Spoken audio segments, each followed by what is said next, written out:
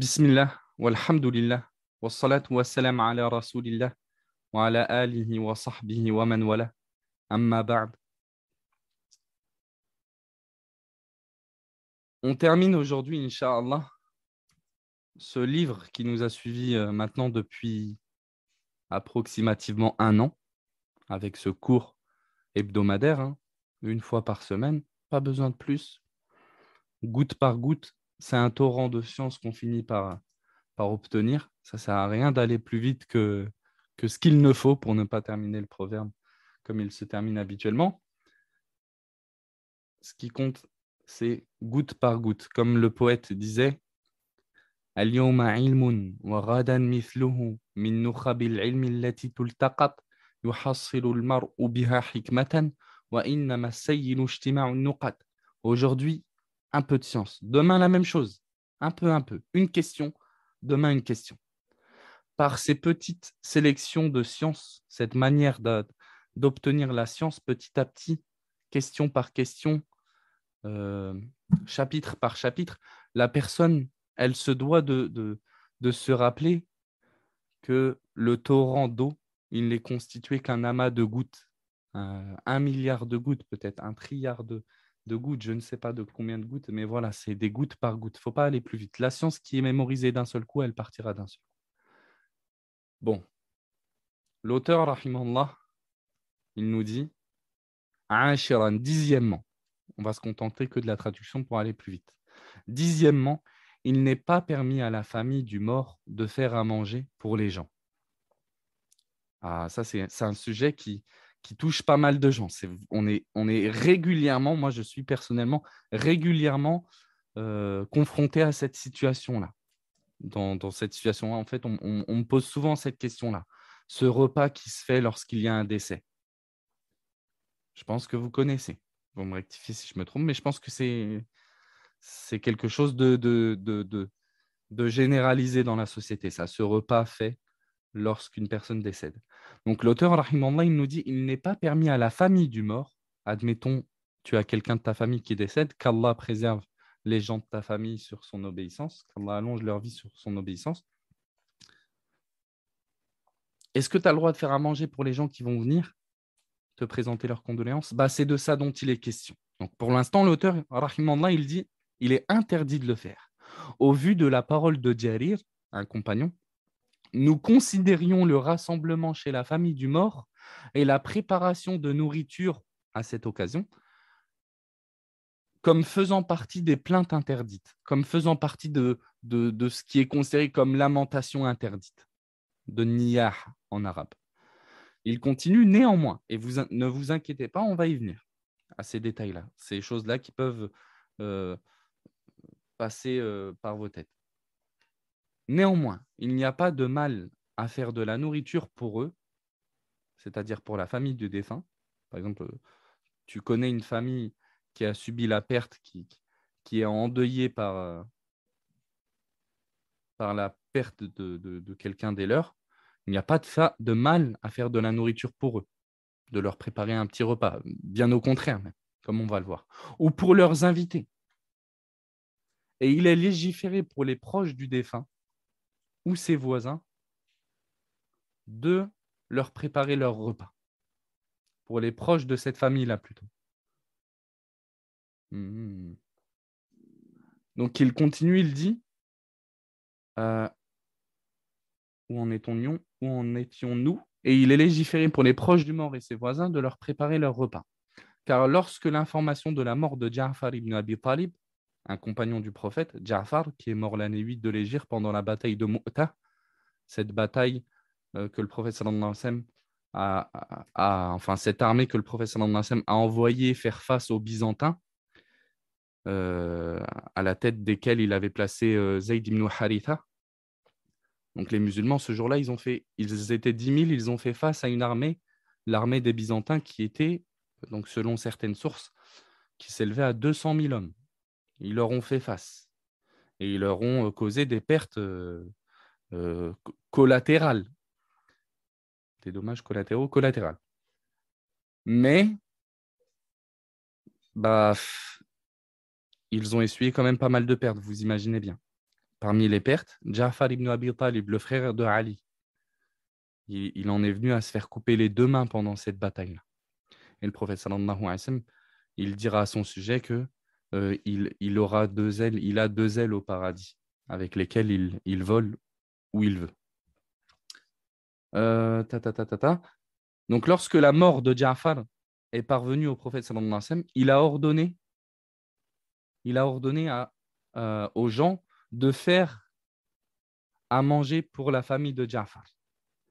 Il a ordonné à sa famille, le prophète sallallahu alayhi wa sallam, de faire à manger pour la famille de Ja'far. Il leur dira Isna'u li ali Ja'farin ta'aman faqad atahum ma yushghiluhum. Faites à manger pour la famille de Ja'far car euh, ah, ils ont été touchés par quelque chose qui les préoccupe désormais. Voilà, quand on le sait, quand on est touché par un décès dans notre famille, on n'a pas la tête à faire à manger, etc. Et c'est d'ailleurs ça la sagesse de cette orientation du prophète sallallahu alayhi wa sallam, de ce conseil du prophète sallallahu alayhi wa sallam. C'est parce que la famille du défunt, ils sont pris par leurs émotions, ils sont en plus, encore plus à notre époque, avec le côté administratif. Laisse tomber avec le côté administratif, encore plus aujourd'hui. Ils n'ont pas que ça à faire que de faire à manger à toutes les personnes qui vont venir les visiter. Donc il dira, il n'y a pas de mal à ce que la famille du mort appelle les voisins ou autres personnes à manger de la nourriture qu'on leur aura offerte. Il n'y a pas de temps spécifique pour le faire d'après ce que l'on connaît de la législation. Donc là, peut-être on pourrait faire référence à ce qui me revient beaucoup aux oreilles, c'est cette idée du repas après les 40 jours du défunt. Voilà, c'est ce qu'on me pose comme question dans le chat. Le repas des 40 jours après le décès, c'est une innovation? Bien sûr que oui. Bien sûr que oui. Donc maintenant, on a terminé avec la parole de l'auteur, on enchaîne. Donc se rassembler, là la question qu'il a abordée, c'est la question de ce qu'on appelle al-ijtima' inda ahli al-mayyit lit-ta'am, se rassembler chez la famille du défunt pour y manger. C'est quoi le jugement de cela? Est-ce que c'est une innovation? Est-ce que c'est déconseillé seulement? Est-ce que c'est possible? Voilà, on pourrait se poser ces questions-là. Les savants, ils ont considéré blâmable le fait de se rassembler chez la famille du défunt pour y manger. Et certains, ils l'ont considéré même comme une innovation si c'est fait, bien sûr, à titre cultuel. Parce que c'est ça le paramètre de l'innovation. C'est que une innovation, c'est ce qui serait fait pour adorer Allah. Quelqu'un, il va me dire, mais moi, voilà, par le fait d'aller manger chez eux, je ne veux pas vraiment adorer Allah, je veux juste aller leur présenter mes condoléances. Bon, on continue. An-Nawawi, rahimallah, il dira, quant au fait de s'attarder chez la famille du défunt pour présenter les condoléances, Ash-Shafi'i, l'auteur, c'est-à-dire Ash-Shirazi, l'auteur du livre qu'il commente, An-Nawawi, et l'ensemble des suiveurs de l'école Shafi'i considèrent cela blâmable, le fait de s'attarder chez la famille du défunt.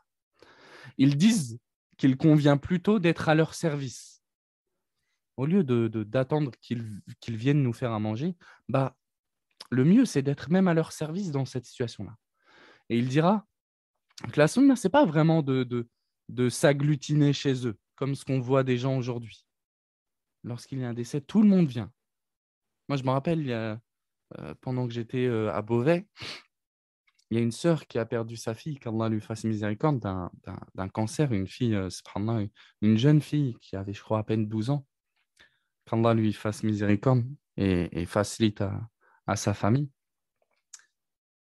Tout le monde est venu, même des gens. Bon, moi, elle m'avait demandé de venir pour essayer d'encadrer un petit peu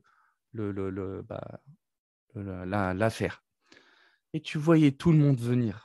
Tout le monde s'agglutiner dans la maison, même des personnes qu'elle ne connaissait pas, cette dame-là. Et je me rappelle avoir remarqué que ça la gênait énormément, que ça l'a même mise en colère. Mais enfin, moi, j'avais entendu dire discrètement, mais je ne connais même pas ces gens-là. Je ne connais même pas les gens, ils viennent me parler, peut-être même m'embêter, me gêner, me léser.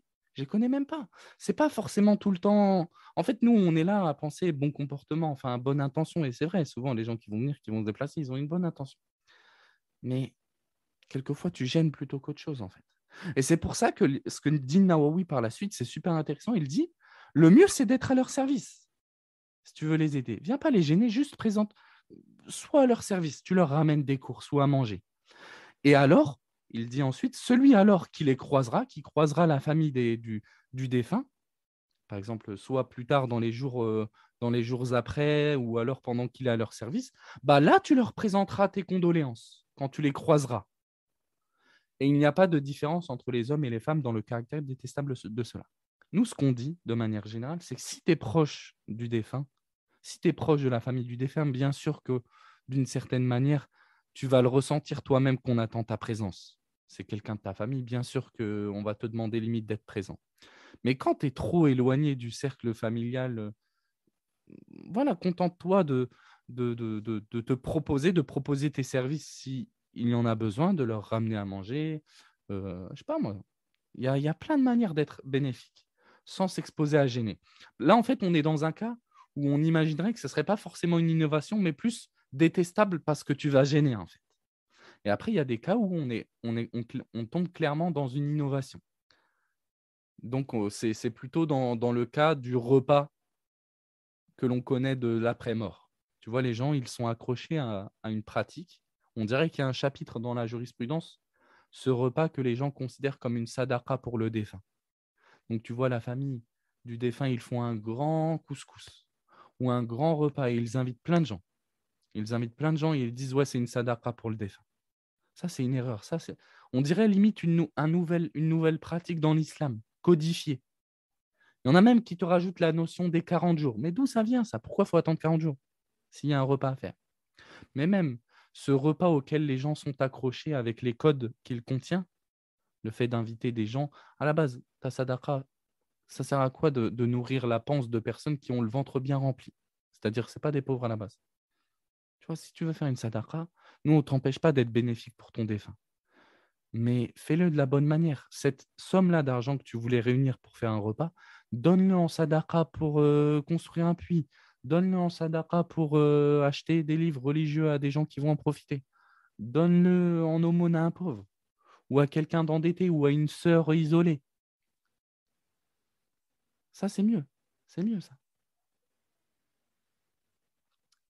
Par contre, n'allez pas comprendre de cela qu'il est totalement interdit de manger auprès de la famille du défunt. Si vous êtes là et que vous êtes convié, bah, bien sûr, c'est imaginable qu'on va vous proposer à manger. Ce n'est pas interdit dans l'absolu de donner à manger aux gens qui viennent chez toi, en fait.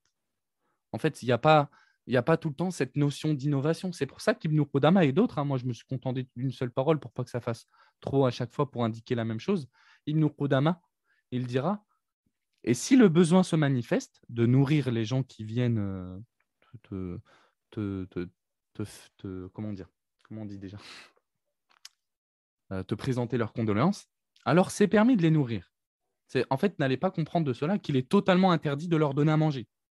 En fait, les gens, quelquefois, on leur dit il est interdit de fêter Noël, par exemple. Ça ne veut pas dire qu'il t'est interdit de manger en famille le 24 décembre. N'allez pas comprendre l'inverse, qu'il est interdit de manger le 24 décembre.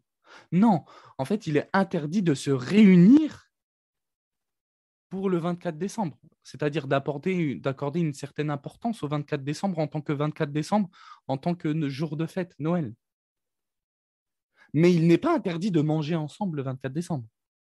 C'est juste interdit d'y apporter une quelconque importance. Donc, que ce soit en spécifiant ce repas par une nourriture spécifique, il faut que ce soit un jour comme les autres. Après, voilà, en fait, tout revient à l'intention. Tout revient à l'intention. Donc, il n'est pas permis, nous on parle d'innovation, c'est-à-dire faire nourrir pour la cause du décès. Mais sinon, si tu nourris parce que tu as des gens chez toi, bah nourris bien sûr. Ils sont chez toi, quelqu'un a soif, bien sûr. Quelqu'un, il vient te voir, par exemple, il est venu te présenter ses condoléances, il dit, ouais, j'ai trop soif, avant de venir, avant que tu m'annonces le décès de la personne de ta famille, qu'Allah préserve vos familles, j'ai couru un marathon de 2h30. Est-ce que tu as un peu à boire? Non, je ne te donne pas à boire. C'est une innovation de te donner à boire. Bah non, jamais de la vie, en fait. Non, ça serait mal comprendre, en fait. On parle vraiment de ce repas un peu qui est fait pour le décès de quelqu'un. Est-ce que vous comprenez?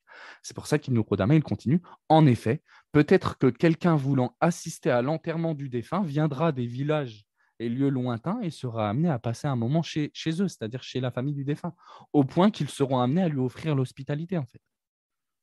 Est-ce que vous comprenez cette différence-là qui est super importante? Elle est super importante, cette notion-là.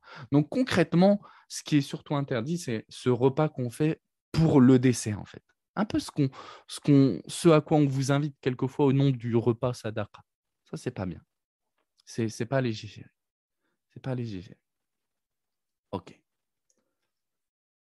Bien sûr, comme d'habitude, hein, l'innovation, les gens ne savent pas. Donc, les gens, tu vas leur dire: «Oui, mais c'est pas bien de faire ça». Ils vont te dire: «Mais comment ça, moi? Tu m'empêches de faire le bien pour ma famille. Soyez sage». Bien sûr qu'il faut tout le temps être sage. Les gens, malheureusement, ils reproduisent ce qu'ils ont vu depuis toujours, dans leur cercle de connaissances, malheureusement.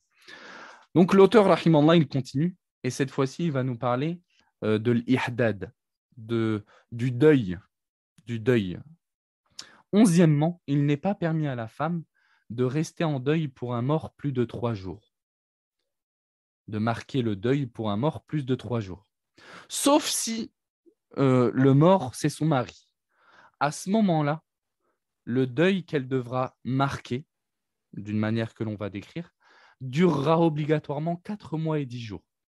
Sauf si elle est enceinte, dans ce cas-là, il durera ce deuil et ce qu'il implique comme règle jusqu'à son accouchement. Ok, être en deuil, c'est quoi déjà? Donc, une sœur pose cette question. Sarah, elle demande, mais c'est quoi être en deuil déjà? Je continue et je vais essayer d'expliquer clairement. Le prophète sallallahu alayhi wa sallam, dans un hadith, il nous dit La yahillu limra'atin an tu'mina billahi la yahillu limra'atin tu'minu billahi wal yawmil akhir an tuhidda ala mayyitin fawqa thalathi layal illa ala zawj fa arba'ata ashhurin wa ashra.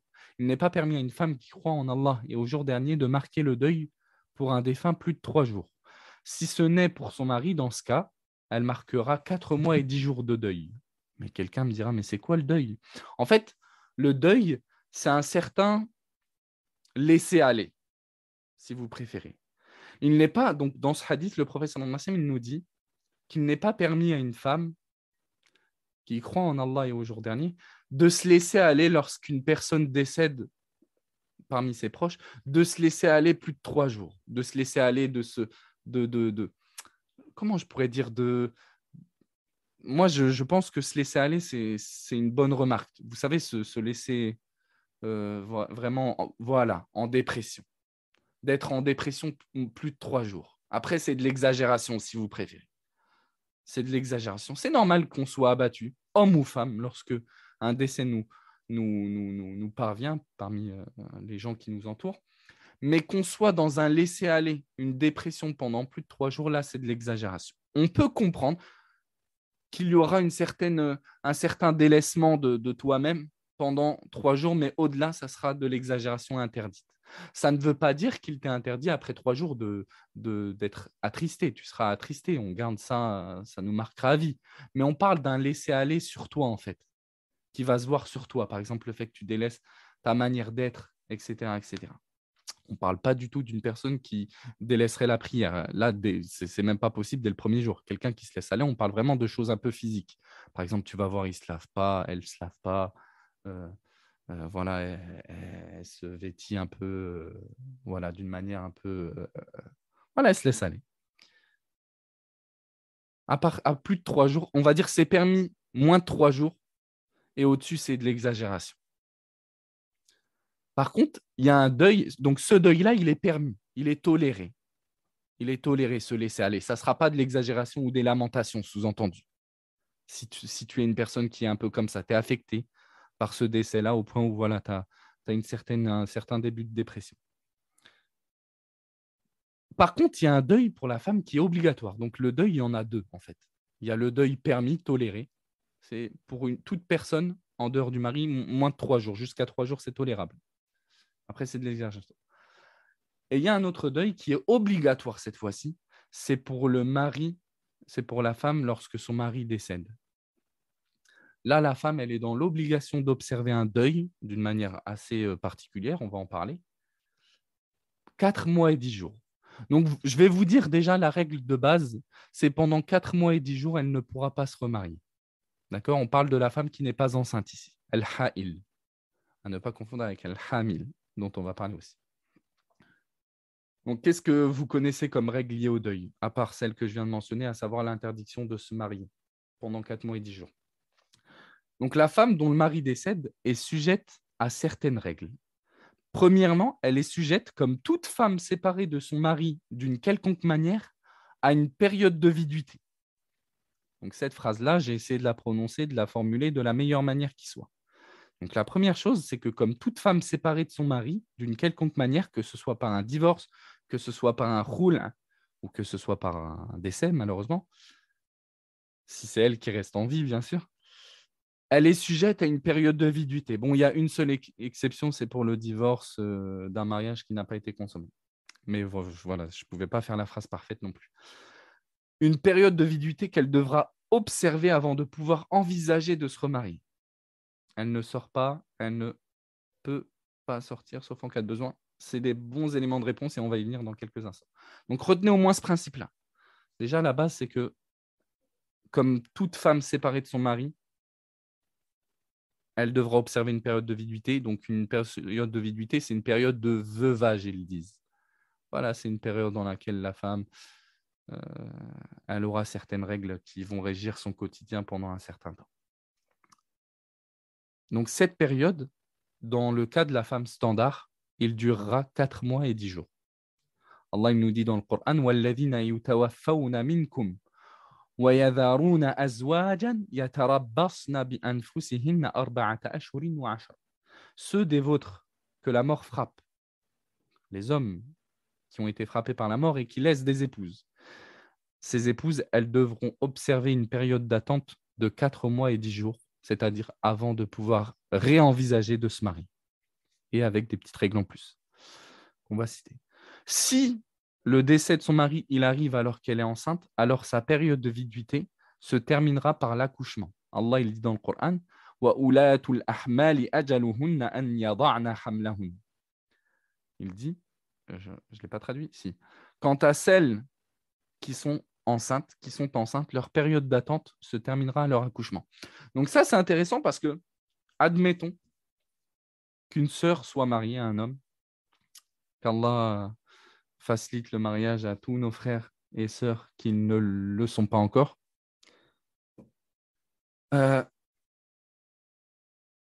Imaginons la femme, elle tombe enceinte et au bout de 8 mois de grossesse, 8 mois, imagine, voilà, 8 mois, elle décède. Il décède. Il décède, donc bien sûr qu'elle est en deuil. Imagine la situation de cette femme. Et imaginons qu'elle accouche le lendemain. Alors elle aura passé une période de viduité d'1 jour. Est-ce qu'elle peut se remarier juste après ou pas? Quel est votre avis sur cette question? Dites-moi ce que vous en pensez. Est-ce qu'elle peut se remarier, elle, ou pas? Le lendemain. Son mari, il décède, le lendemain, elle accouche. Bon, vraiment, c'est une situation triste. Qu'Allah nous en préserve. Mais imaginons que ça arrive. Et c'est arrivé. C'est arrivé dans une situation. Après, je n'ai pas recherché le hadith, si c'était un décès ou si c'était un divorce d'une femme enceinte. Donc, quelqu'un me dit, elle va respecter les 4 mois peut-être. Donc, entre guillemets, Delphine, toi, tu veux dire, éventuellement, elle va respecter la période la plus longue des deux. Ça pourrait être intéressant que quelqu'un réponde ça. Est-ce que quelqu'un a cette réponse? Elle va respecter la période la plus longue des deux, par exemple. Donc, si c'est 9 mois, elle reste 9 mois. Si c'est 4 mois le plus long, elle reste 4 mois. Ici, on va prendre le verset comme il est. Je ne sais pas s'il y a divergence. C'est vrai que je ne me suis pas penché dessus. Mais moi, je l'ai toujours appris comme ça, par rapport à ce verset-là. Donc, le lendemain, elle pourra se remarier. Le lendemain, après, bon, elle pourra, est-ce qu'elle le refera? Ça, c'est une autre question. Sûrement, elle ne sera pas encore en état de le faire. Donc, j'imagine même pas les problèmes, on va dire, culturels aussi derrière ça. Les gens, ils vont vouloir se remarier juste après. Peut-être ils vont malheureusement pas accepter ça. Mais en tout cas, Allah, il lui a permis ça. Et nous, à la base, c'est ça qui nous suffit. Même si on ne va pas entrer en guerre avec les gens, etc., etc. Elle peut se marier pour offrir un foyer stable à son enfant, totalement. Nous, ce qui nous intéresse à la base, c'est ce qu'Allah il a décrété pour cette femme-là. Elle le pourrait. Est-ce qu'elle serait en condition mentale, morale pour le faire? C'est autre chose. Donc voilà, en tout cas, là, on est sur cette question. Maintenant, on a dit, elle est en deuil. La femme qui perd son mari, elle doit observer un deuil de 4 mois et 10 jours. Est-ce que c'est seulement attendre pour pouvoir se remarier, ces 4 mois et 10 jours, ou il y a d'autres règles qui vont de pair avec le deuil? Oui, il y a d'autres règles qui vont avec le deuil. Donc, notamment, ce qui est contenu dans la compréhension du terme ihdad en arabe et qui même est compris du terme le deuil, la viduité dans la langue française. J'ai été surpris de voir ça sur CNTRL, là. C'est un dictionnaire très poussé dans la langue française. C'est que la viduité, linguistiquement même en français, c'est le fait de délaisser euh, l'embellissement et le fait de se parfumer. Et ça, c'est d'ailleurs des choses qui lui sont demandées qawlan wahidan, sans débat entre les savants. C'est que pendant 4 mois et 10 jours, elle doit éviter l'embellissement. Elle doit éviter de s'embellir. Ça ne veut pas dire qu'il lui est obligatoire de porter, par exemple, que du noir, ou des vêtements sales, ou des vêtements troués. Non, elle porte des vêtements, on va dire, elle ne se met pas sur son 31. Voilà, elle s'habille normalement. C'est une marque de deuil en quelque sorte.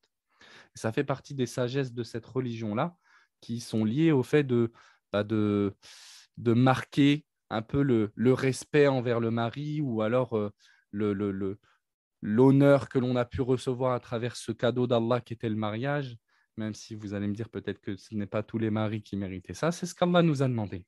C'est ce qu'Allah nous a demandé. Donc nous, à la base, même si peut-être c'est dur d'en comprendre la sagesse, ce qui est sûr, c'est que si Allah l'a décrété, c'est que c'est sage. Allah ne décrète que des choses sages, que les sagesses nous échappent ou qu'elles nous apparaissent. Donc elle délaissera voilà, le fait de s'embellir, le fait de sortir sans réel besoin. Sous-entendu, quand on dit ça, bien sûr que s'il y a un besoin à aller faire ses courses, etc., bien sûr qu'on lui permettra ce genre de choses-là. Bien sûr, totalement.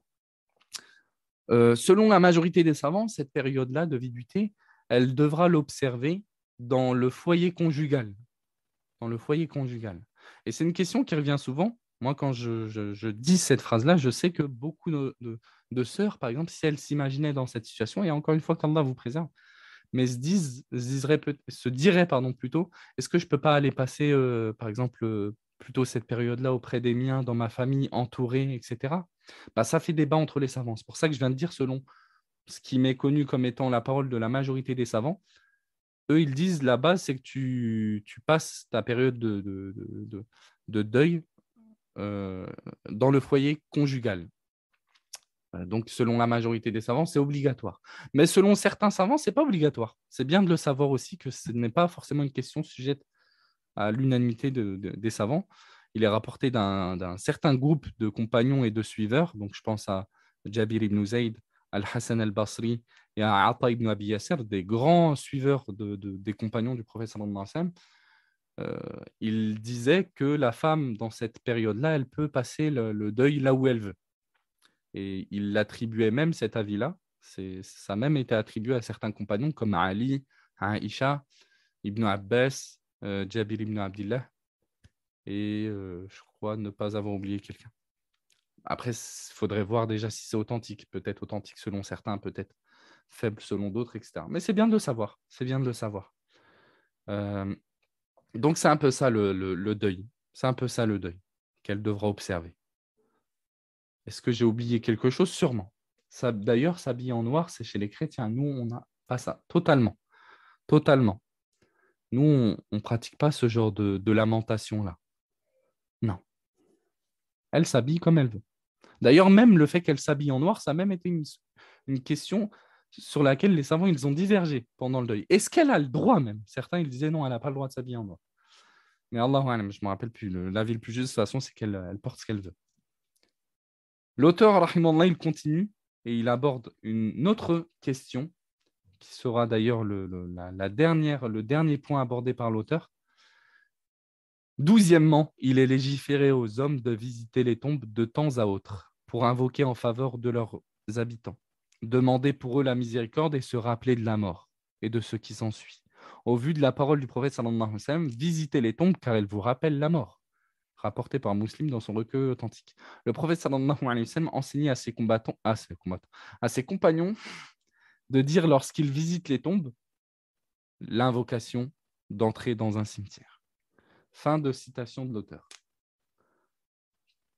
Donc moi, je pense qu'il peut être bien de rappeler déjà pourquoi il nous a été conseillé de visiter les tombes. Lorsque le prophète sallallahu alayhi wa sallam dit visiter les tombes. Pour quel objectif on nous a enjoint de visiter les tombes, religieusement parlant? Pour les trois que je vous ai cités ci-dessous. Le premier objectif à concrétiser par la visite des tombes, des cimetières, c'est de se rappeler la mort. Et c'est ce que le professeur Nassim a clairement, a explicitement cité ici, car elle vous rappelle la mort. Les savants le disent qu'il n'y a pas de meilleur remède pour un cœur qui s'est endurci que d'assister à une préparation mortuaire. Et les personnes dont c'est la pratique te le disent. Tu veux adoucir ton cœur. Si tu as du mal, s'il s'est endurci, même à certains rappels d'Allah, va laver un mort. Va laver un mort. Tu vas voir comment tu vas finir, subhanallah. Tu vas voir, tu vas finir sur une table, nu comme un ver. Puis tu finiras sous terre, mangé par les vers même. On s'est rimé, c'est avec des rimes, j'ai pas fait exprès, mais c'est le cas. Tu seras nu comme un ver sur une table, tu seras lavé d'une manière euh, de laquelle tu aurais honte si elle était faite pendant que tu étais vivant. Et ensuite, tu seras enterré tout seul. Et tes seuls compagnons, ce sera les vers. Mais ce n'est pas ta compagnie qu'ils veulent, c'est plutôt ta dépouille qu'ils veulent manger. Et tu finiras poussière, et tu finiras peut-être par être une brique de terre, comme Al-Qurtubi le citait dans son livre At-Tadhkira. Peut-être tu finiras par être un mur. Tu finiras par être une brique d'argile par laquelle on fera un mur. Subhanallah. Donc ça rappelle la mort. Et le prophète sallallahu alayhi wa sallam, il nous rappelait souvent ce conseil-là de se rappeler de la mort pour adoucir nos cœurs. Akthiru min hadhimi laddat. Multiplier le rappel du destructeur des plaisirs, la mort. Donc se rappeler de la mort, c'est un des objectifs par la visite des tombes. Ce n'est peut-être l'objectif primordial, prendre conscience de son caractère inéluctable, qui que tu sois, quelle que soit ta santé, quel que soit ton âge, tu ne vas pas y échapper. Donc, si tu ne peux pas y échapper, ne cherche pas à échapper à ça, parce que tu ne pourras pas, mais cherche plutôt un moyen de t'y préparer. Si la mort est imminente, est inéluctable, bah, cherche au moins à t'y préparer de la meilleure façon. Donc, deuxième objectif, profiter aux défunts. C'est un des objectifs liés à la visite des tombes, profiter aux défunts. S'il est de ceux à qui on peut profiter, bien sûr, s'il est mort sur la foi. Donc, comment? Bah, en invoquant conséquemment leur faveur, demander pardon pour eux. Donc, c'est même un intérêt pour les défunts. C'est même intéressant pour les défunts. Et troisièmement, profiter aussi à soi-même. Bon, à la différence du premier point, cette fois-ci, c'est-à-dire en appliquant les sunnas, les règles qui sont liées à la visite des tombes. C'est intéressant même pour nous de pratiquer ce chapitre-là. Donc maintenant, la question qu'on attend énormément, je pense, c'est la question liée au jugement relatif à la visite des cimetières. Donc le jugement relatif à la visite des cimetières, c'est-à-dire est-ce que c'est permis, est-ce que c'est interdit, est-ce qu'on a le droit, est-ce qu'on n'a pas le droit, est-ce qu'il faut avoir l'intention d'y aller, pas avoir l'intention d'y aller, et pour les femmes, pour les hommes, c'est ces questions qui reviennent énormément. Donc en abordant ces questions-là, je n'espère pas, je ne m'attends pas à couper court à la divergence. La divergence, elle a eu lieu avec des montagnes de science avant moi. C'est pas moi qui vais la résoudre, qui vais l'annuler. Moi, bien sûr que, comme tout enseignant, aussi neutre que je puisse espérer être, bah, je serai sûrement dans une certaine subjectivité, mais je vais essayer de présenter quelque chose. Celui qui a étudié cette question et qui n'est pas convaincu par les arguments, comme d'habitude, il sait comment agir normalement face à la divergence. Qu'est-ce qu'il faut dire aussi si quelqu'un va dans un cimetière? C'est aussi ce qu'on va aborder à la fin. En réalité, c'est la dernière question qu'on va aborder. Donc, le jugement relatif à la visite des tombes, qu'est-ce que vous en pensez, vous? Pour les hommes, pour la femme? Donc, dans un premier temps, avant, il faut savoir, il peut être intéressant de rappeler que c'était interdit pour tout le monde, hommes et femmes. Et les savants, ils disent que la sagesse à cela, c'était le fait que le tawhid, l'unicité d'Allah dans l'adoration, n'était pas fermement implanté dans la majorité des gens. Donc, on aurait craint les troubles en visitant les tombes. Peut-être certains, on aurait craint qu'ils finissent par adorer les tombes, comme on voit de certaines personnes s'affiliant à l'islam de nos jours, subhanallah. Donc, dans un premier temps, c'était interdit. Le prophète sallallahu alayhi wa sallam, il dira dans ce qu'il dans ce qui deviendra euh, un conseil de visiter les tombes, il dira كنت قد نهيتكم عن زيارة القبور فزوروها فالآن زوروها. Le professeur Nassim il dira dans un hadith, je vous avais interdit de visiter les tombes, les cimetières. Mais les tombes, au moins, ça permet de regrouper toutes les tombes, que ce soit dans un cimetière ou non. Je vous avais interdit de visiter les tombes. Visitez-les maintenant. فَإِنَّهَا تُذَكِّرُكُمُ الْمَوْتِ. Parce qu'elle vous rappelle la mort. Et c'est une bonne chose. Ça adoucit les cœurs. Donc, la visite des tombes, j'ai failli divulgacher la suite. La visite des tombes pour les hommes, attendez. La visite des tombes pour les hommes, elle est méritoire. Si bien sûr, elle est faite conformément à ce que la religion préconise dans cette situation-là, bien sûr. Parce que la visite des tombes, elle peut être légiférée si elle est faite correctement. Elle peut être interdite si elle est mal faite. Elle peut être de nature innovatrice si elle contient des innovations. Et même pire encore, une visite des tombes peut contenir du shirk, malheureusement, si la personne en profite pour invoquer autre qu'Allah. Donc, bien sûr, elle est méritoire quand on parle de la visite des tombes propres, quoi. Et pour les hommes, il n'y a pas de débat là-dessus. Il n'y a pas de débat là-dessus. Bon, peut-être pour la petite faïda, juste à titre de... Je ne sais pas comment on peut appeler ça. En anglais, je ne sais pas comment on dit. Fun fact ou un truc comme ça. Juste pour information, même, il y a eu des petites divergences entre les savants sur la visite des tombes. Et de ce que je me rappelle, Ibn Hazm, pour ceux qui se rappellent qui est ce grand savant, hein, c'est un grand savant, mais c'est vrai que quelquefois il vient avec des raraïb, des choses un peu étranges. Il a même considéré la visite des tombes obligatoire au moins une fois dans ta vie, d'aller visiter une tombe. Donc pourquoi sûrement il a considéré l'ordre du prophète sallallahu alayhi wa sallam, visiter les tombes comme étant une obligation. Et il a sûrement dû se dire, bon, c'est vrai que ce n'est pas dit combien de fois, à quelle fréquence, mais on va partir du principe qu'il faut au moins le faire une fois. Voilà, anecdote. Barakallahu fi. Ça, c'est les mots des fois qui nous échappent. Donc, bon, ça, c'est pour la petite anecdote. Ibn Hazm, il a considéré ça obligatoire une fois dans la vie. Mais non, on va rester sur le fait que le prophète sallallahu alayhi wa sallam, il ordonne de visiter les tombes. Quelqu'un, il pourrait dire, oui, mais il a raison, Ibn Hazm. Ibn Hazm, il a raison, il a appliqué la règle. L'ordre, dans l'absolu, il implique l'obligation, tant qu'il n'y a pas d'indice prouvant le contraire. Vous vous rappelez, cette règle-là, on l'a citée, on la cite souvent, cette règle-là. Non? Al-amrul mutlaq yufidul wujub. L'ordre, à la base, dans le cas standard, il implique l'obligation. Mais il a appliqué cette règle, il a raison, non? Mais en fait, ici, cet ordre du prophète sallallahu alayhi wa sallam, il est précédé d'une ancienne interdiction. Dans ce qu'on appelle les jugements de la jurisprudence, on a une manière de comprendre les textes. Il faut les comprendre comme ils devraient être compris. C'est pour ça qu'il faut aussi apprendre cette science-là, usulul fiqh. Et ne pas apprendre cette science-là, tu vois que ça se voit en fait. On verra la personne, elle a des lacunes dans sa manière de se justifier dans la jurisprudence. C'est comme apprendre la rhétorique. Subhanallah. Cette science-là, tu l'apprends, tu deviens un très bon, on va dire, polémiste. Même si ce n'est pas très bien de polémiquer pour rien, mais en fait, tu débats, tu vois que tu es devenu super aguerri dans l'argumentation. Tu vois que les arguments qui ne passent pas, tu le vois direct.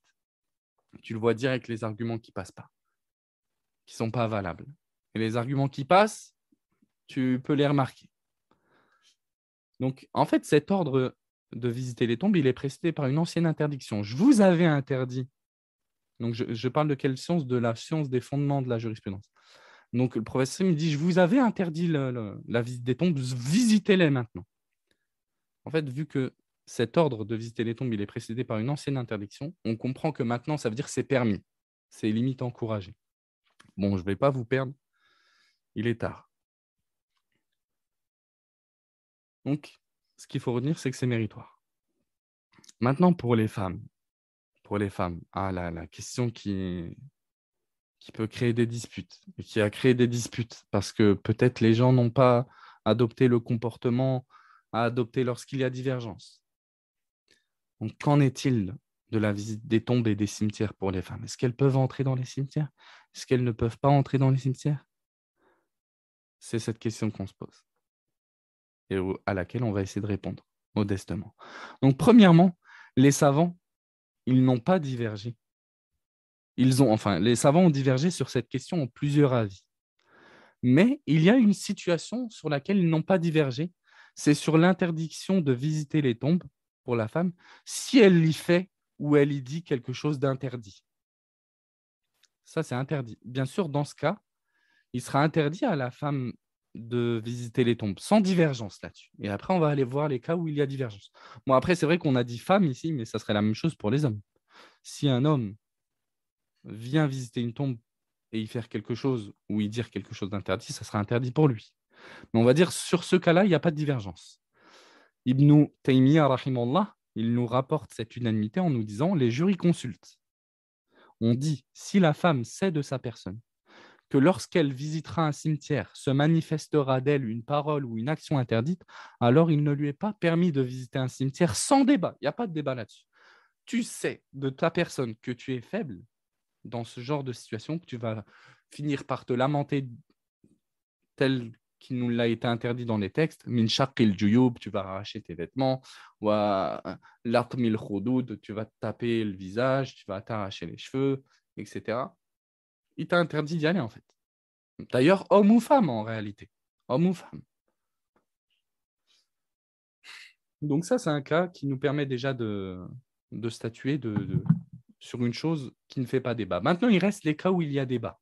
Donc, en résumé, sur cette question, les savants, ils ont divergé en 3 avis. Les savants ont divergé sur cette question en 3 avis. Donc, premier avis des savants, l'interdiction stricte et formelle et absolue. D'accord? C'est interdit à la femme qu'elle vienne, même si elle vient adopter un comportement des plus exemplaires, selon cet avis-là, d'entrer dans un cimetière, de visiter les tombes. C'est un avis chez les Shafi'ites, chez les Shafi'ites et chez les Hanafites. Et c'est l'avis de grands savants dont le nom ne vous est pas inconnu, comme Ibn Taymiyyah, Ibn Uthaymin, et c'est l'avis de l'auteur, rahimallah, de Sheikh Ibn Baz. D'ailleurs, je n'ai pas mis la partie où il traite de ça. J'aurais dû le mettre, mais je me suis dit, ça va peut-être allonger. Je le mettrai peut-être avant d'envoyer le dernier PDF. L'auteur, rahimallah, il nous dit, hein, dans la fin du livre, il nous dit, et c'est interdit à la femme d'y entrer, etc., etc. Donc, c'est leur avis. Leur argument maintenant. Leur argument, c'est quoi? Nous, c'est ça qui nous intéresse, c'est les arguments. Ce n'est pas vraiment les noms qui nous intéressent. Qui a dit quoi? C'est plutôt qu'est-ce qui a été dit. Kalamul ulama, la yustadallu bihi, bal yustadallu lahu. Il y a une règle en or chez les gens de la sunna. C'est que les paroles des savants, on ne s'en sert pas comme preuve, mais plutôt on doit leur donner des preuves. Quelques personnes, subhanallah, quand tu débats avec elles, tu lui apportes un hadith du prophète sallallahu alayhi wa sallam ou un verset du Coran et il te dit, mais tel cheikh, il a dit, c'est pas comme ça. Tel imam, il a dit, c'est pas comme ça. Peut-être bien sûr que le cheikh, lorsqu'il a eu un autre avis, il a eu sûrement d'autres arguments. S'il est des savants de la sunna, on estime qu'il ne contredira pas un verset sans qu'il n'ait quelque chose qui lui permette de le contredire. Mais toi, là, quand tu cites ce prénom-là, comme une argumentation qui te permet de refuser un verset ou un hadith, bah, ce n'est pas acceptable, en fait. Ce n'est pas une preuve. Quelqu'un il vient et te dit, ouais, ça, c'est obligatoire. Pourquoi? Parce que Cheikh Intel, il l'a dit. Quel que soit ce cheikh, même que ce soit Abu Bakr, As-Siddiq, ce n'est pas une preuve. Sauf sous certaines conditions. Sauf sous certaines conditions, la parole du compagnon ou l'avis du compagnon peut être une preuve. Si on ne connaît pas de personne qui l'ait contredit là-dedans.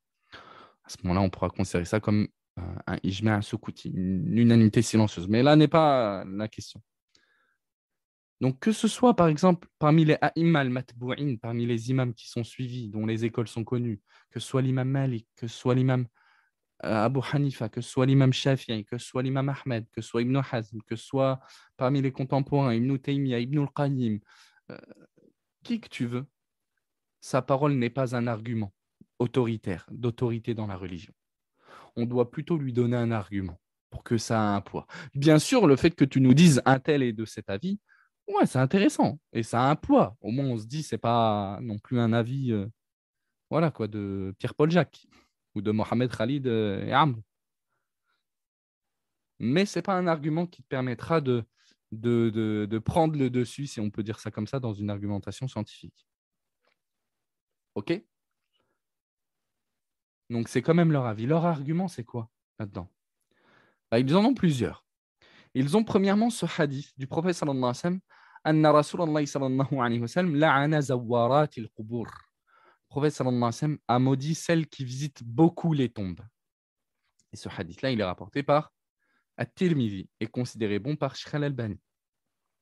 Le premier hadith, le prophète sallallahu alayhi wa sallam a maudit celles qui visitaient beaucoup les tombes. Et dans une version du hadith, mais qui a été considérée faible par certains savants, notamment Sheikh al-Albani et d'autres, le prophète sallallahu alayhi wa sallam, il aurait dit celles qui visitent les tombes, sans venir avec le terme qui implique la multiplication. Beaucoup les tombes, fréquemment les tombes. Et ça change tout. Bien sûr que le fait que le prophète sallallahu alayhi wa sallam, ce qui soit authentique de lui, c'est le terme zawarat, celle qui visite beaucoup. En fait, là, on me demande celui ou celle. Non, dans la terminologie du hadith, si on le traduit littéralement, c'est celle qui visite, au féminin. Celle qui visite, au féminin. Pourquoi? En fait, c'est parce qu'on pourrait imaginer qu'une femme qui visite fréquemment les tombes, ça soit peut-être associé à peut-être une psychologie ou comment on pourrait appeler ça? Il manque des mots, les mots, ils ne viennent pas aujourd'hui.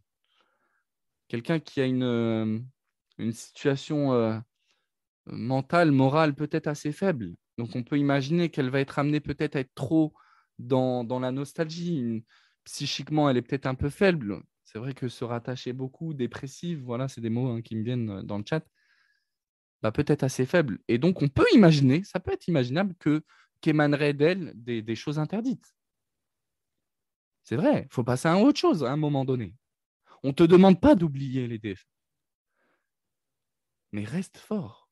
Et alhamdoulilah, subhanallah, nous on a la foi. On sait qu'on les reverra. On sait qu'on les reverra, bivne. On les reverra après la mort. Dans cette vie éternelle qui nous sera donnée avec les gens qu'on aimait ici-bas, s'ils font partie de ceux qui entrent au paradis, bien sûr. On doit être fort. Le croyant, il est fort. Il doit être fort. Le croyant, il n'est pas dépressif. La croyante, elle n'est pas dépressive. Elle peut être attristée, il n'y a pas de problème là-dessus. Mais dépressive. Nous, on croit en Allah. On sait que tout ce qu'Allah décrète, c'est un bien pour nous. Si Allah, il a pris notre enfant très tôt, alhamdoulilah, on essaye de voir tout le temps le verre à moitié plein. Au moins, il ne connaîtra pas cette dunya. Au moins, il ne tombera pas dans les pièges de cette vie-là. Il ne verra pas toutes les fitnas apparaître de cette vie-là, dans ce monde qui devient un monde de dingue. Et alhamdoulilah, nous, on ne désespère pas non plus. On sait que ce monde-là, c'est sijnul mu'min wa jannatul kafir, que ce monde-là, c'est la prison du croyant et le paradis du mécréant. Nous, notre paradis, il est dans l'au-delà. Ça ne veut pas dire qu'on délaisse cette vie-là. On fait ce qu'on a à faire. Si tu peux être un businessman ici-bas dans le licite, sois-le. Tu profiteras aux musulmans et à toi-même et à ta famille. Sois-le. Sois businessman dans les deux vies. Nous, on ne demande que ça.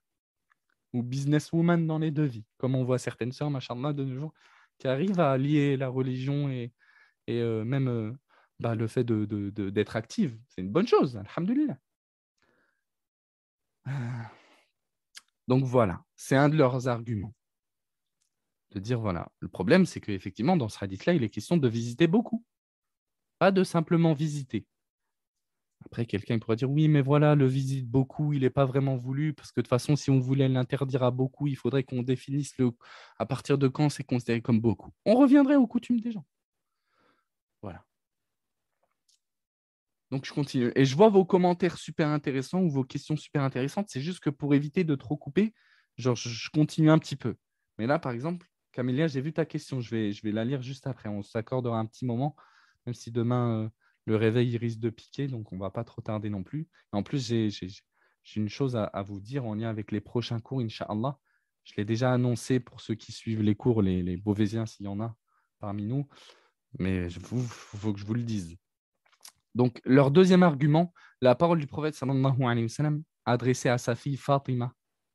Si tu les avais accompagnés jusqu'au cimetière, tu n'aurais pas vu le paradis jusqu'à ce que le voie le grand-père de ton père, c'est-à-dire Abdel Muttalib. En fait, ce hadith-là, pour vous donner le contexte, le prophète sallallahu alayhi wa sallam, il croisera Fatima, sa fille, dehors comme ça. Et il lui dira d'où tu viens. Elle dira, j'étais parti présenter mes condoléances à la famille d'un tel. Le prophète sallallahu alayhi wa sallam, il dira, euh, est-ce que tu les as accompagnés jusqu'au cimetière? Et elle dira, Ma'adallah, qu'Allah me préserve d'être allé dans cet endroit alors que tu m'as dit ce que tu m'as dit. Et le prophète sallallahu alayhi wa sallam, il dira, Law balagtiha ma'ahum ma ra'ayta al-jannata hatta yaraha jaddu abik.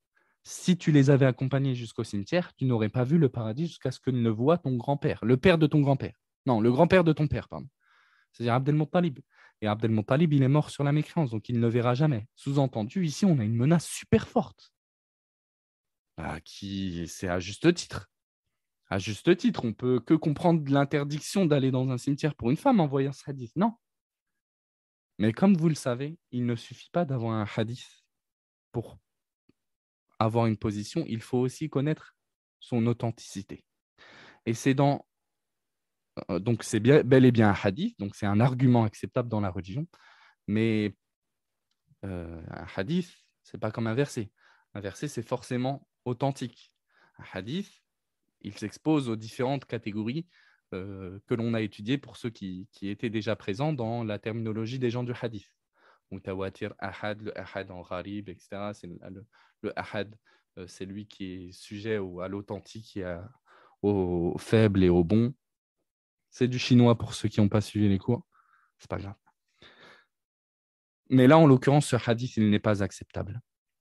Dans la chaîne de transmission, il a été rapporté par An-Nasa'i, donc un auteur d'une compilation, un compilateur de hadiths fiable, mais lui, quand il a rapporté ce hadith, il n'a jamais dit qu'il était authentique. Au contraire même, An-Nasa'i, quand il a rapporté ce hadith-là, à la fin, il a dit « Wa fihi rabi'a wa huwa da'if ».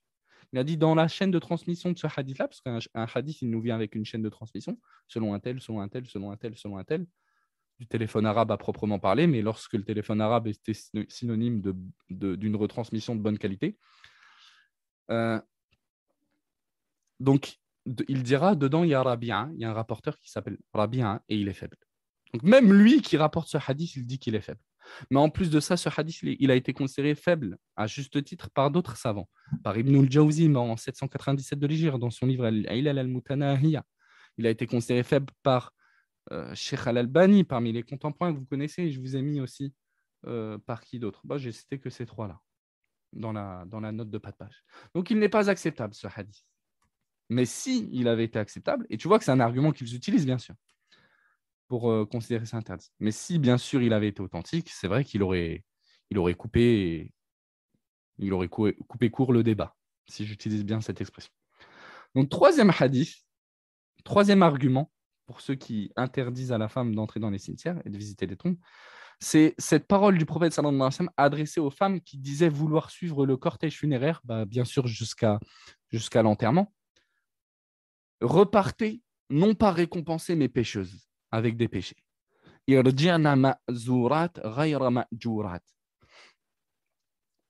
hadith, dans ce hadith, le prophète sallallahu alayhi wa sallam, il aurait blâmé les femmes qui désiraient suivre le cortège funéraire jusqu'à son enterrement. Donc, bien sûr, même les personnes qui interdisent d'entrer dans les cimetières, ils permettent à la femme de venir prier la prière mortuaire sur le défunt. Mais ils disent, voilà, ça ne va pas plus loin. La femme, elle ne devrait pas aller plus loin pour eux. Donc, ils argumentent de ce hadith-là.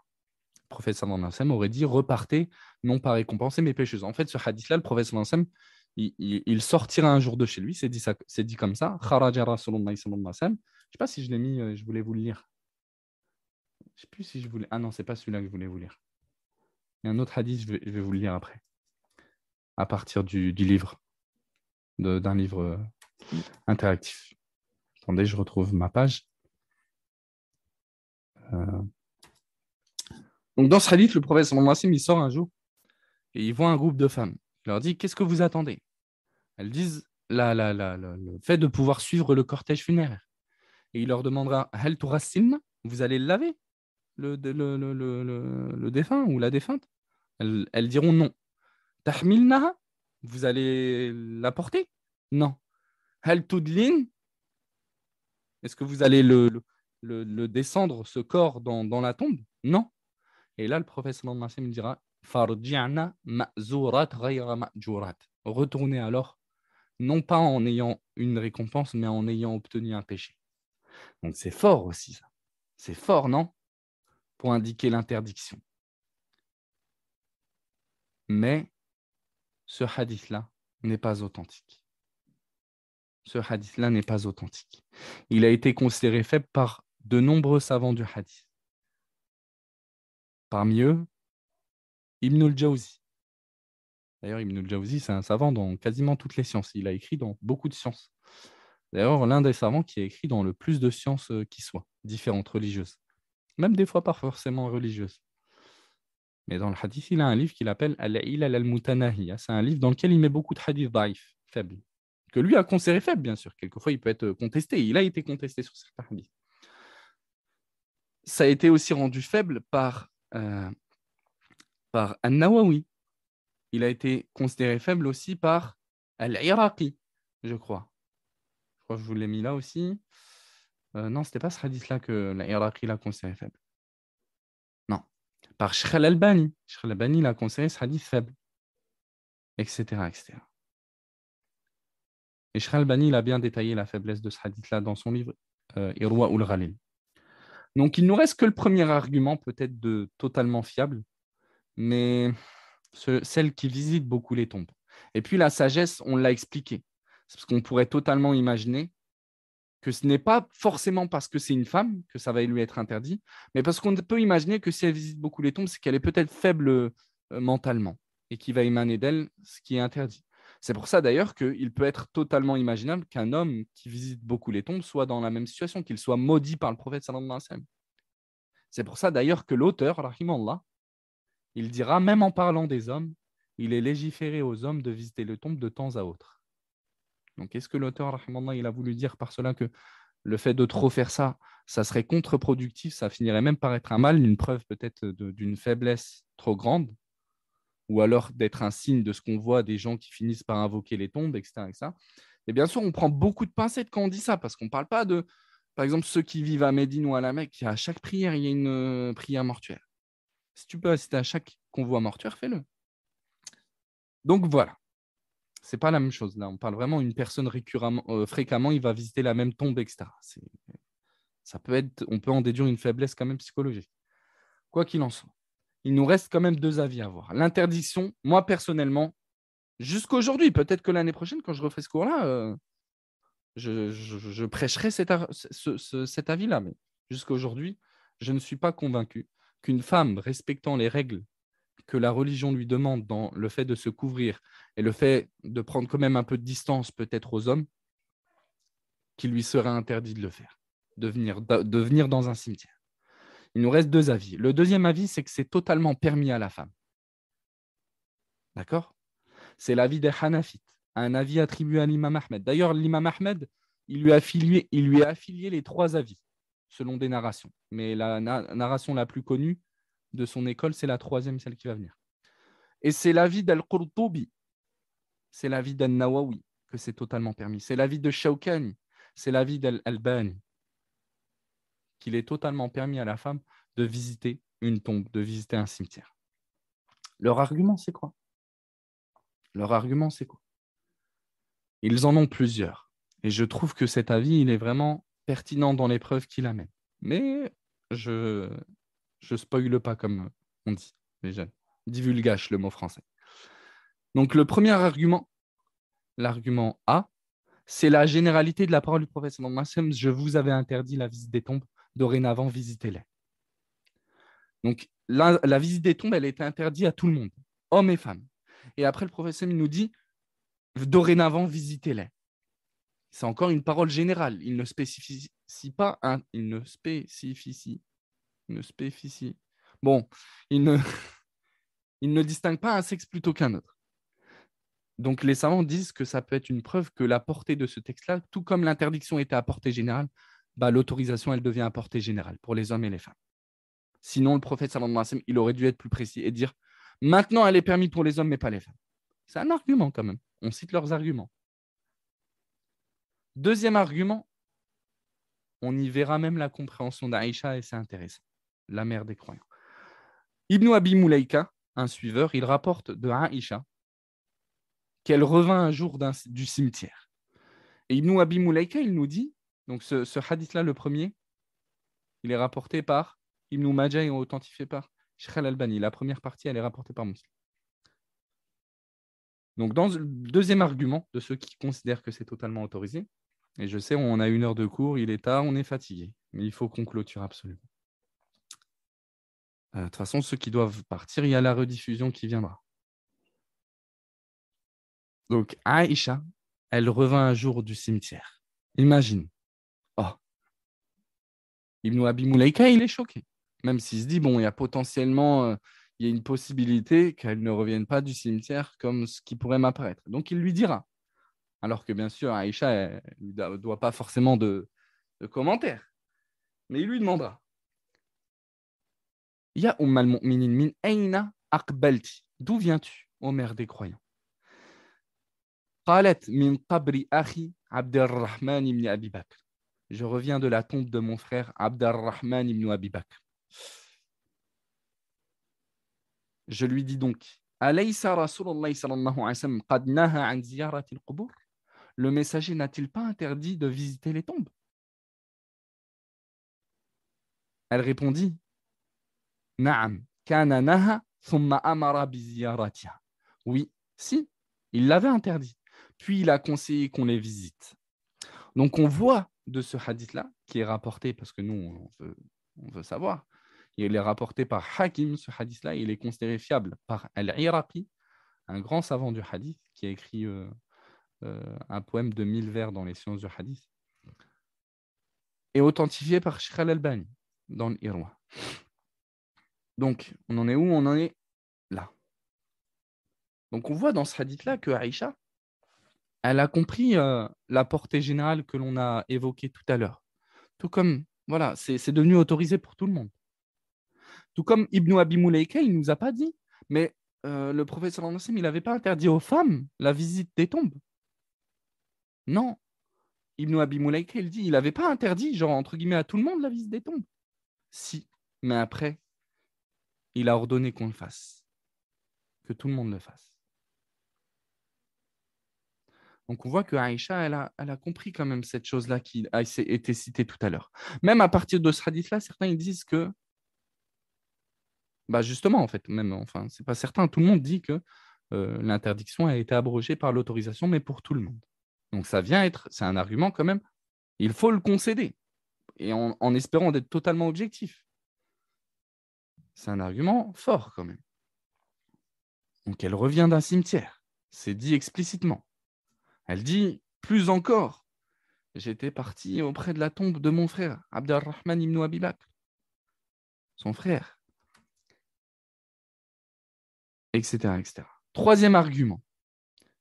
Selon Anas, rapporté dans le Bukhari et Muslim, il nous dit Marra an-Nabi sallallahu alayhi wa sallam bimra'atin tabki 'inda qabr. Le prophète sallallahu alayhi wa sallam est passé auprès d'une femme qui pleurait recueillie auprès d'une tombe. Elle était auprès d'une tombe, sûrement, je ne me rappelle plus avoir lu des détails à ce sujet-là, qui était. Bon. Donc on disait, le prophète sallallahu alayhi wa sallam, il est passé auprès d'une femme qui pleurait recueillie auprès d'une tombe. Le prophète sallallahu alayhi wa sallam, il l'a vue auprès d'une tombe, cette femme-là, en train de pleurer. Et il lui dira, Ittaqillaha wasbiri. Crains Allah et patiente.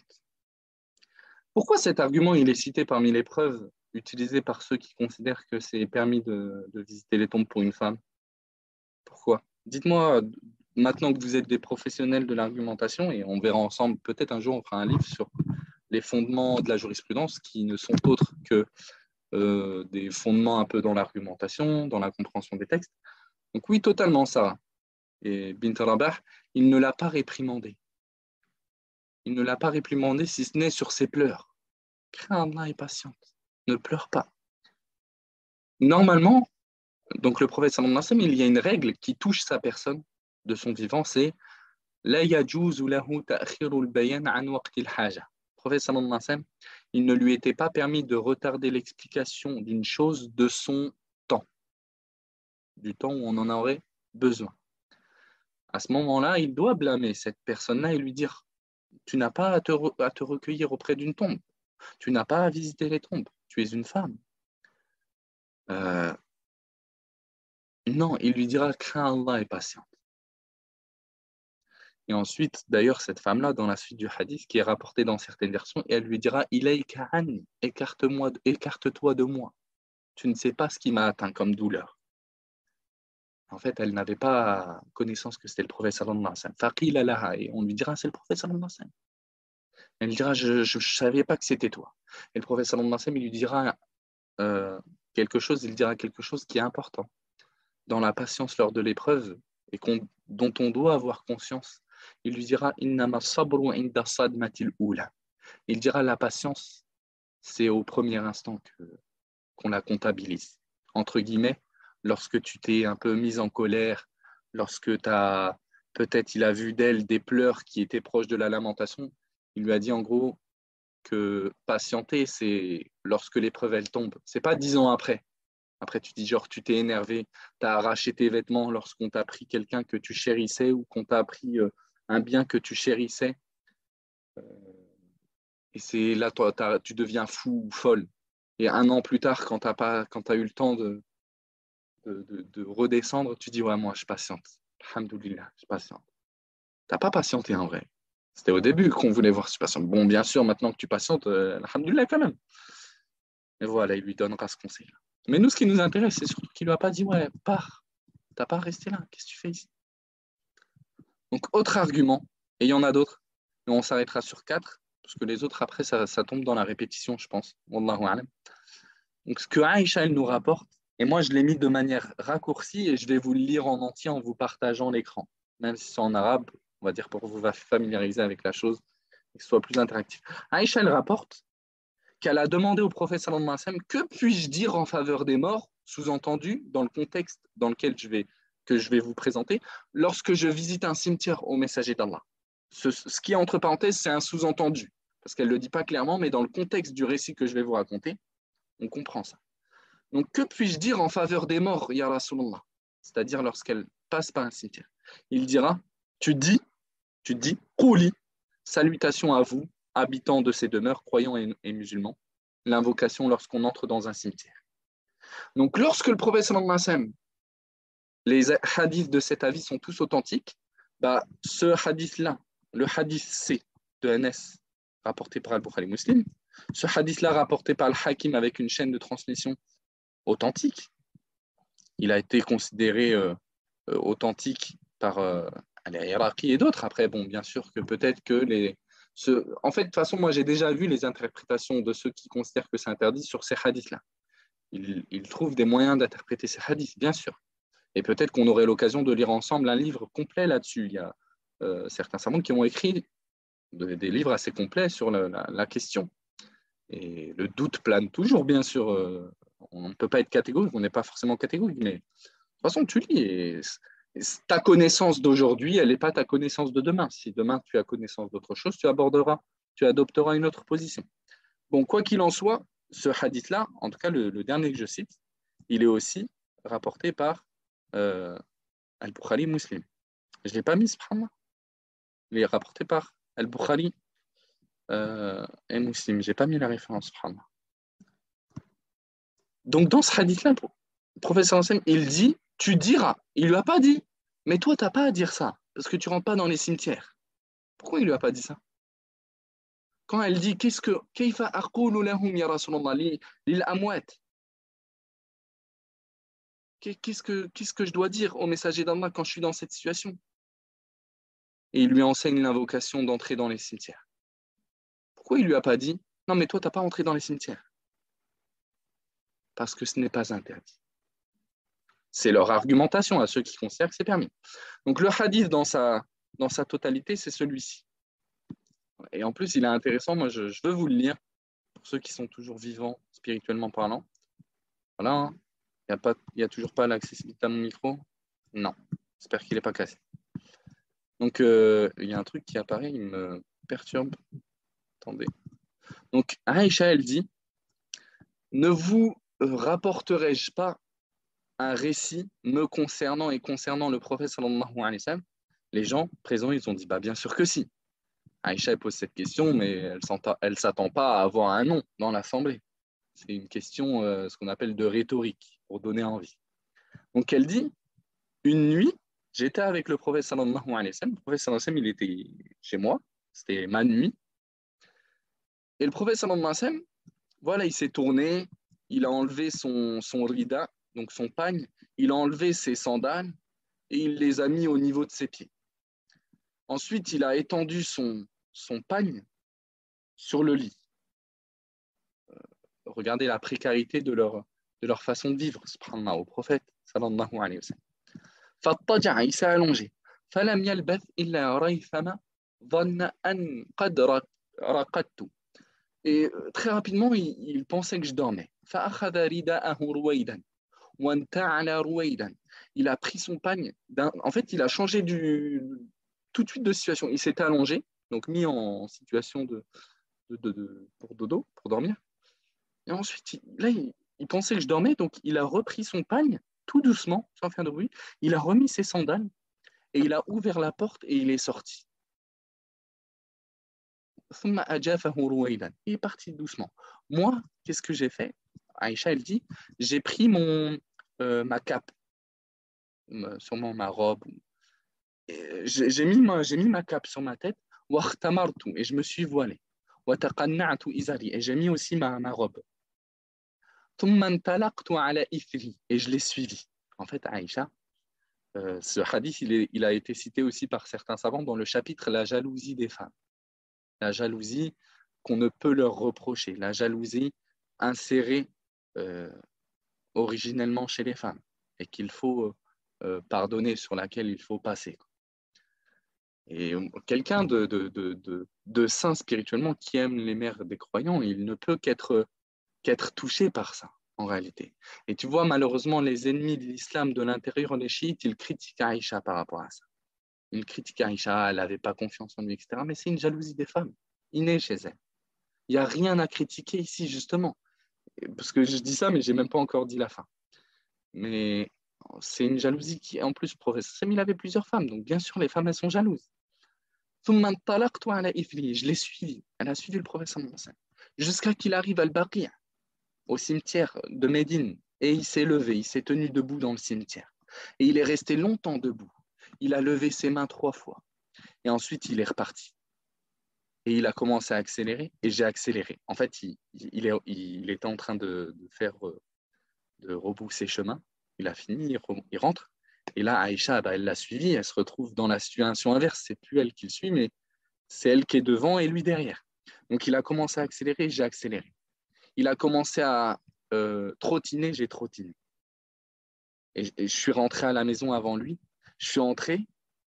Et à peine que j'ai eu le temps de m'allonger, de me mettre en situation pour feindre un peu le sommeil, il est entré. Et il a dit, qu'est-ce que tu as, ya Aïch? Hashya Rabia. Tu parais essoufflé. Elle a accéléré et sûrement elle est essoufflée. قالت لا شيء, rien. Subhanallah. Et le prophète sallallahu alayhi wa sallam, il dira, la tukhbirini ou la yukhbiranni al-latif al-khabir. Tu m'informeras, tu me diras, ou alors c'est le doux et le tout connaisseur qui m'informera. Elle a dit, Ya Rasulallah, au messager d'Allah, que mon père et ma mère soient rançonnés pour toi. Et je l'ai informé. Le professeur lui a dit, c'était toi la silhouette que j'ai vue devant moi? J'ai dit oui, j'ai avoué. Il m'a porté un petit coup sur mon buste qui m'a un peu blessé. Il n'a pas frappé le prophète, il n'a pas frappé Aïcha de la manière battue. C'est pas, voilà, c'est pas quelque chose de méchant. Ça lui a fait mal, mais c'était pas la volonté de la frapper. C'était pas une femme. Le professeur, il battait pas sa femme. Voilà, il l'a poussé. Il l'a un peu poussé. Parce que certains ennemis de l'islam, ils disent voilà, le professeur, il a tapé Aïcha, regardez, nanana. Non, c'était pas un coup pour frapper ou pour. Voilà. Et après, le professeur me l'a dit أظننت أن يحيف الله عليك ورسوله. Est-ce que tu penses, est-ce que tu as pensé un instant qu'Allah serait injuste envers toi et que son messager serait injuste envers toi? قالت, elle a dit, quel que soit quoi que ce soit, enfin, quelle que soit la chose que les gens cachent, Allah, il le sait. Donc après, le prophète sallam, il informera sa femme, il informera Aïcha, il veut la rassurer. Jibril, il est venu à moi comme tu l'as vu. Et il m'a appelé ensuite, euh, finalement, il l'a fait discrètement. Et je lui ai répondu discrètement, pour pas que tu le vois. Et il n'est pas entré auprès de nous, il n'est pas entré auprès de nous, et il n'est pas entré chez nous alors que que tu t'étais déshabillé. Et moi, je pensais que tu dormais. Et moi, je n'ai pas voulu te réveiller. Et j'ai eu peur que bah, comment dire, je, je t'inquiète, quoi, parce que je te réveille, etc., etc. En réalité, c'est un magnifique comportement du prophète sallallahu alayhi wa sallam. Mais bien sûr, tout comportement peut être mal perçu avec des paramètres frontaliers. Inna rabbak, il dira Inna rabbaka ya'muruka, que Jibril il lui a dit ton Seigneur t'ordonne an ta'tiya ahl al-Baqi' fatastaghfira lahum, que tu viennes auprès des gens qui demeurent à Baqi', donc au cimetière de ceux qui peuplent Baqi', le cimetière de Baqi', et que tu demandes pardon pour eux. Qalat qultu, j'ai dit au messager d'Allah, et comment je dois faire pour eux, moi, ya Rasulallah? Comment je dois faire, moi, ya Rasulallah, pour demander pardon aux gens de Baqi'? On comprend, même si c'est bien sûr implicite, et sûrement ceux qui ont répondu à cet argument-là, ils ont dit, bah, c'est pas clairement en entrant dans le cimetière qu'elle voudrait dire ça. Euh, Qu'est-ce que je dois dire, moi, ya Rasulallah, pour eux? Et là, le professeur, il dira, dis salutations à vous, salutations à ceux qui peuplent ces tombes parmi les croyants et les musulmans. Qu'Allah vous fasse miséricorde à ceux qui ont été déjà rappelés et ceux qui ne le sont pas encore. Nous vous rejoindrons bientôt. Et ce hadith-là, tel que je l'ai lu, il est rapporté par Muslim dans son recueil authentique, chapitre, même si ce n'est pas vraiment lui qui a donné les titres de ces chapitres-là, ce qui doit être dit lorsqu'on entre dans les cimetières. Donc il est question de ça. C'est un argument fort. Je ne dis pas qu'il est catégorique comme tous ces arguments, sinon la divergence, elle n'aurait pas lieu d'être. Bien sûr que les savants qui ont considéré ça interdit, ils ont tenté d'apporter des réponses, comme d'habitude. C'est un argument. Donc, troisième avis et dernier, cette invocation peut se dire hors cimetière. Bah, en réalité, c'est ça aussi qui appuie que ici, il est question lorsqu'elle visite un cimetière. Parce que dans la manière de s'adresser telle qu'elle, on comprend que tu passes les salutations aux gens du cimetière. Donc, pourquoi tu vas passer les salutations aux gens des cimetières alors que tu n'es pas dans ce cimetière, en train d'entrer dans ce cimetière? Et cette invocation, telle qu'elle, elle est faite lorsque tu entres par un cimetière. Donc après, est-ce que, comme d'habitude, eux, ils ne vont pas interpréter ça en disant oui, mais même si tu passes auprès d'un cimetière et que tu n'y entres pas, etc., etc. Après, wallahu a'lam, moi je trouve que c'est des interprétations un peu bancales, même si bien sûr, peut-être l'année prochaine, je serai d'un avis différent, parce que ma science sera différente. Troisième avis déconseillé, mais pas interdit. Et en fait, cet avis-là, c'est l'avis connu des Shafi'ites, des Hanbalites. Et c'est un avis chez les Hanafites et chez les Malikites. Et c'est l'avis de la majorité selon An-Nawawi. Leur argument, pour faire simple, c'est ce que je vous ai condensé, c'est réunir entre certains des arguments du premier avis, donc de ceux qui ont considéré ça totalement interdit. Donc c'est le fait de réunir entre l'argument acceptable des premiers et les arguments acceptables du deuxième avis. C'est une tentative. C'est de dire, ouais, c'est déconseillé, c'est pas le mieux. Si elle vient, elle est récompensée, bien sûr, si elle adopte un comportement légiféré, etc., etc., qu'elle est couverte, qu'elle évite de trop, de pas elle va pas s'agglutiner avec les hommes, etc., etc., bien sûr, elle va rester en retrait. Donc, telle qu'elle, ou alors, si on imagine, parce que là, on parle de l'enterrement quand il a lieu, mais là, on parle même, on peut imaginer aussi qu'elle vienne, comme dans la situation de cette femme, la personne, elle est déjà enterrée, elle vient au cimetière. Parce que l'enterrement, assister à un enterrement, c'est une chose, et venir au cimetière, c'est une autre. Donc voilà, c'est à peu près ça, pour faire court. Moi, mon avis sur la question jusqu'à aujourd'hui, il est partagé entre 2 et 3. Entre l'avis 2 et 3. Après, vous faites votre avis, si vous avez d'autres arguments, des réponses à des arguments qu'on a cités. Voilà. Je penche sur le deuxième, même si bien sûr qu'en général, et c'est ce que les savants qui interdisent cela, ils vont brandir comme argument, c'est que oui, mais quand il y a des femmes, généralement, ça se passe, enfin, c'est rare que ça se passe bien. Oui, mais nous, on ne parle pas quand ça se passe mal, parce que même chez la majorité des hommes, ça se passe mal maintenant aujourd'hui. Que ce soit ceux qui invoquent les tombes, que ce soit ceux qui jettent de l'eau dans les tombes, que ce soit ceux qui finissent par faire des invocations en groupe, en chœur, qui récitent du Coran en groupe, même les frères, ils font n'importe quoi de nos jours, ou du zikr en groupe. Bien sûr, donc on l'interdit même aux hommes maintenant. Ben non, on ne peut pas parler comme ça. Il n'y a pas un avis autorisé seulement si c'est pas souvent. Bah après, là, comme on l'a cité, ouais, faut pas que ce soit récurrent que tu vas visiter telle personne parmi les décédés. Euh, Il n'y a pas de fréquence déterminée, ça pourrait devenir une innovation. Si chaque année, tu te dis, ouais, moi, il faut que j'aille visiter telle personne chaque année, ça peut devenir une innovation aussi, ou dans certaines formes. Qu'est-ce qu'il y a à dire? Il y a quelque chose qui me venait en tête, mais j'ai oublié. Certains savants, par exemple, ils ont un avis un peu intermédiaire. Je me rappelle de Cheikh Souleymane al-Rouhaili, quand on était à Médine, qui disait, bon, pour moi, mon avis, il disait, moi, mon avis, c'est qu'elle peut, mais faut pas que ce soit intentionnel. Par exemple, elle passe auprès d'une tombe, c'était pas prévu, là, elle peut se recueillir dessus. Mais je trouve que c'est un peu. Moi, ça m'a pas convaincu personnellement. Après, il faudrait peut-être que je réécoute. Voilà.